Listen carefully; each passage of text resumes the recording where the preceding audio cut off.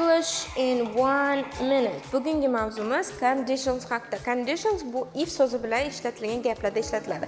Ya'ni bu if agar. Bizda 4 types of condition bor, ya'ni 4 ta tip.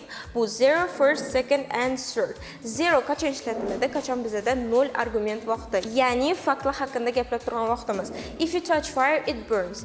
Agar siz olova qo'lni desangiz, u pishadi. U fakt, u narsani hech qachon o'zgartirib bo'lmaydi va bu 0 condition ishlatamiz. First, a real future, ya'ni bo'lajak voqelikda, ya'ni bo'lishi mumkin bo'lgan voqelikda ishlatiladi. If it rains, I will stay home. Masalan, agar yomg'ir yog'sa, men uyda qolaman, lekin uyda qolmasligim mumkin va qolishligim mumkin. Bu menga bog'liq. Ya'ni bu fakt emas, bu bo'lishi mumkin voqelik. Xo'p, second condition, unreal now or future.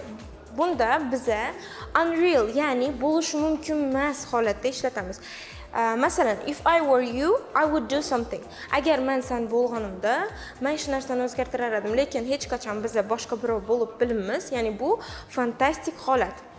Xo'p, third condition esa unreal past. Bu ham fantastik holat, lekin biza afsuslanganimizda, qachonki o'tmish haqida afsuslanganimizda. Masalan, if I had studied, I would have passed my exam. Agar men shu vaqt o'qiganimda, men ekzamenni yaxshi topshirgan bo'lar edim, lekin men o'qimadim.